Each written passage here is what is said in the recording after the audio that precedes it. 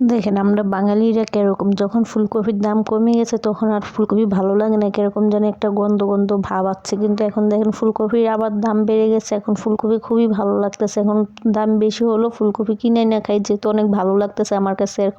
এখন ফুলকপি আপনাদের কাছে কি ভালো লাগে? আমার মতো আমার কাছে অনেক ফুলকপি এখন খুবই ভালো লাগছে। ফুলকপি ভাজি, ফুলকপি মাছ দিয়ে ঝোল করা খুবই ভালো লাগে। কিন্তু যখন দেখেন দাম কমে গেছে তখন না আমার কাছে একটুকু ভালো লাগে নাই। জানি না কেন এরকমটা হয়েছে।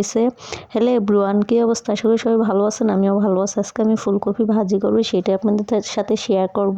তো প্রথমে আমি ফুলকপিটা অফ ক্যামেরায় আগে কাইটা গুইটা ধুয়ে ভালো করে নিচ্ছি। এখন পেঁয়াজগুলো ভালো করে, পেঁয়াজ মরিচ ভালো করে ব্রাউন কালার করে ভেজে নিব। তা আমরা বাঙালিরা কীরকম জানেন, যখন ফুলকপির দামটা কমে গেছে না তখন না আমার কাছে ভালো লাগে না। কার কাছে কেমন লাগছে তা জানি না। অনেকে আছে দেখছি সস্তা পায় বস্তা, কিন্তু আমার কাছে ভাই এরকমটা, আমার কাছে সস্তা নাই মস্তা নাই, যেটাই হোক আমার কাছে যেটা ভালো লাগে সেটা যত দাম হোক বা আমার সমর্থ না থাক, অল্প হলেও কিছু নিয়ে কিনে খাওয়ার চেষ্টা করি। যে দেখেন এখন ফুলকপির দাম বেড়ে গেছে, কিন্তু এখন গেলাম আমার কাছে ফুলকপি ভালো লাগে। আমার কাছে ফুলকপি ভাজি ভালো লাগে, ফুলকপি দিয়ে মাছ দিয়ে ঝোল করলেও ভালো লাগে। তো ফাইনালি পেঁয়াজ মরিচগুলো ভালো করে ভেজে নিয়েছি, নিয়ে এখন ফুলকপি আলু সবগুলো আগে ভালো করে ধুয়ে রেখে দিচ্ছি। এখন সেগুলো সব দিয়েছি, দিয়ে পরিমাণ মতো হলুদ লবণ সব কিছু দিয়েছি, দিয়ে এখন ভালো করে নাড়াচাড়া করে ঢেকে নেব।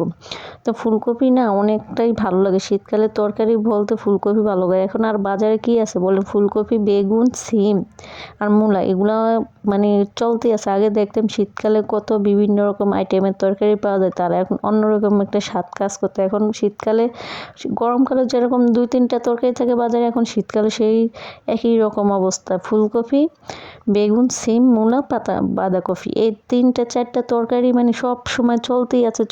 তো কি করবো ভাই, যেটা থাকবেন তো সেটাই খাওয়া লাগবে, মন না চাইলে তারপরে খাওয়া লাগবে। আর এখন নতুন নতুন কাঁচা পাকা টমেটো বের হয়েছে, এখন তো খুবই ভালো লাগতেছে। কিন্তু দামও যেমন বেশি, খেতেও ভালো লাগে। যখন দাম কমে যায় তখন আর মজা লাগে না। এই জিনিসটা আমি কেন বুঝি না, এরকমটা হয় আমার সাথে। শুধু এরকমটা হয় না, আপনাদের সাথে এরকমটা হয়? অবশ্যই আমাকে বলবেন। যখন জিনিসের দাম বেশি থাকে না আমার কাছে খুবই ভালো লাগে, যখন দাম কমে যায় তখন না আমার কাছে ভালো লাগে না।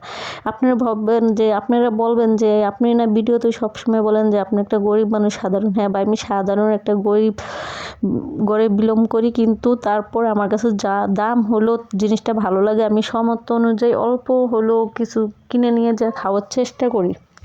একটা কথা বলতে বলতে ফুলকপি ভাজিটা হয়ে গেছে। এখন ধনেপাতা দিয়ে এখন ভাজিটা ভালো করে নাড়াচাড়া দিতেছে। দেখেন ভাজিটা কত সুন্দর লোভনীয় লাগতেছে, দেখতে যেমন সুন্দর খেতে এরকম ভালো লাগছে। তেল যদি ভাজির মধ্যে একটু বেশি দেওয়া হয় তাহলে তো আরও ভালো লাগে। তেলটা আজকে একটু বেশি পরিমাণ দিচ্ছে, আমার কাছে খুবই ভালো লাগছে। আর আজকে ভিডিওটা এই পর্যন্ত, পড়বে তার একটু নতুন ভিডিও নিয়ে চলে আসবো। আল্লাহ হাফেজ।